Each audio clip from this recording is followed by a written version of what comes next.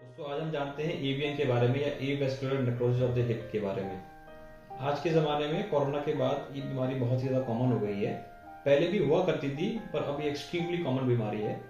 Reason ये है कि कोरोना में हम में से बहुत सारे लोग हैं जो हॉस्पिटल में भर्ती रहे, उनको बहुत सारी दवाइयाँ चढ़ी, उसकी वजह से ये बीमारी बहुत कॉमन हो गई है। तो पहले अगर मैं एक महीने में 1 या 2 मरीज इस चीज़ के देखता था, तो आज के टाइम में एक महीने में 20 से 30 मरीज इस बीमारी के आते हैं हमारे पास। तो इस वीडियो में हम जानते हैं एवीएन होता क्या है, एवीएन के कारण क्या क्या होते हैं, एवीएन के सिम्टम क्या क्या होते हैं और एवीएन का ट्रीटमेंट क्या क्या होता है। तो जानते हैं, हम शुरू करते हैं। सबसे पहले एवीएन होता क्या है।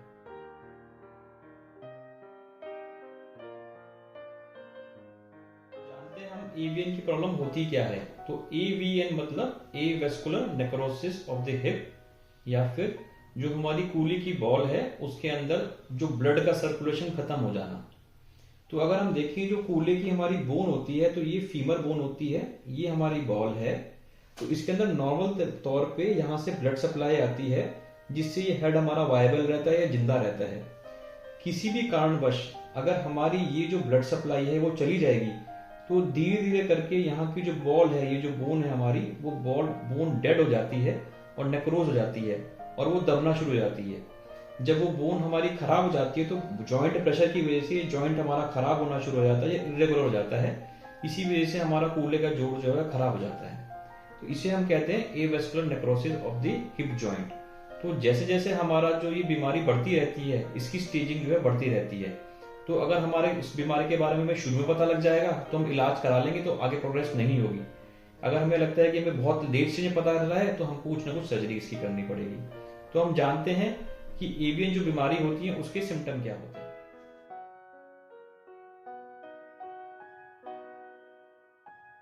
तो आइए जानते हैं, अगर किसी को एवीएन हो जाए तो उसके सिम्टम क्या होते हैं। तो अगर शुरू में हम देखें तो एवीएन अगर बहुत ही शुरुआती स्टेज में है तो सिम्टम कुछ नहीं होते, पेशेंट को पता भी नहीं होती, ना ही कोई दर्द होता है। पर जैसे जैसे आपका जो एवीएन का जो डिग्री या स्टेजिंग है वो बढ़ेगी, आपके ग्रेजुअल करके सिम्टम बढ़ते रहेंगे। सबसे पहला सिम्टम जो इसके अंदर आता है वो होता है कूल्हे में दर्द होना। आपको जांघ की ओर, जहाँ पे हमारी जांघ होती है, वहां पे दर्द होगा। कई बार दर्द हमारा कूल्हे के पीछे की तरफ भी होता है और कई बार ये दर्द हमारा थाई से होते हुए घुटने में भी आ जाता है। अगर हमारा एवीएन की स्टेज थोड़ी सी और बढ़ गई है तो उसमें आपके हिप में स्टिफनेस आनी शुरू हो जाएगी, मतलब थोड़ा जकड़नपन आना शुरू हो जाएगा। जब आप सुबह सो के उठोगे आपको ऐसा लगेगा आपकी मूवमेंट पूरी नहीं है। जैसे जैसे आपकी स्टेजिंग और बढ़ेगी, आपकी मूवमेंट्स कम होनी शुरू हो जाएंगी। आप आलती पालती मार के नहीं बैठ पाएंगे, आप इंडियन टॉयलेट यूज नहीं कर पाएंगे, जो स्क्वाटिंग पोजीशन होती है। तो अगर आपको ऐसा लग रहा है कि इनमें से कोई भी लक्षण आपको है, आपको दर्द हो रहा है, आपको स्टिफनेस है, या आपकी रेंज ऑफ मोशन हिप की कम हो गई है, जो रूटीन एक्टिविटी आप पहले कर पाते थे आप नहीं कर पा रहे हैं, तो आपको जरूर एक ऑर्थोपेडिक सर्जन को दिखाना चाहिए, जो आपका एक्सरे करेंगे। और अगर जरूरत लगता है, अगर हमें लगता है एक्सरे नॉर्मल है, तो ऐसा जरूरी नहीं है कि एक्सरे नॉर्मल है तो आपको एवीएन नहीं हो सकता। एक्सरे नॉर्मल होने पे भी एवीएन हो सकता है। ऐसे केसेस में एमआरआई कराना पड़ता है, जिसमें इनिशियल स्टेजेस में एवीएन का पता लग जाता है। उससे में ये भी पता लगता है डिटेल में कि आपकी कौन सी स्टेज है, जिसके हिसाब से हम ये देख सकते हैं कि आपका कौन सा इलाज होना है। आपकी दवाइयों से इलाज होना है, आपका माइनर ऑपरेशन होना है, या फिर आपका हिप रिप्लेसमेंट होना है।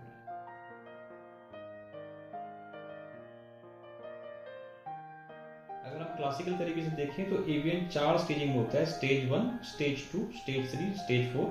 स्टेज 1 है कि बहुत ही early stage, stage 4 advance stage. अगर हम इस वीडियो में देखें तो स्टेज 1 हमारा ये है जिसके अंदर हमारा हिप जॉइंट बिल्कुल नॉर्मल है। अगर हम इस स्टेज में एक्सरे कराएंगे, एक्सरे बिल्कुल नॉर्मल आएगा। बोन स्कैन या एमआरआई कराएंगे, उसमें पकड़ में आएगा कि आपको एवीएन है। इस स्टेज 2 में ये होता है कि आपके बोन के अंदर नेक्रोसिस होना शुरू हो गया है, पर जॉइंट की रेगुलरिटी अभी भी मेंटेन है, जॉइंट की शेप में कोई फर्क नहीं आया है। स्टेज 3 के अंदर जो आपकी बोन डेड हुई थी, उसकी वजह से वो हड्डी बैठ गई है, आपकी बॉल के अंदर यहाँ पे डिफेक्ट आ गया है या फिर स्टेप आ गया है, जॉइंट खराब हो गया है, तो इसे स्टेज 3 कहते हैं।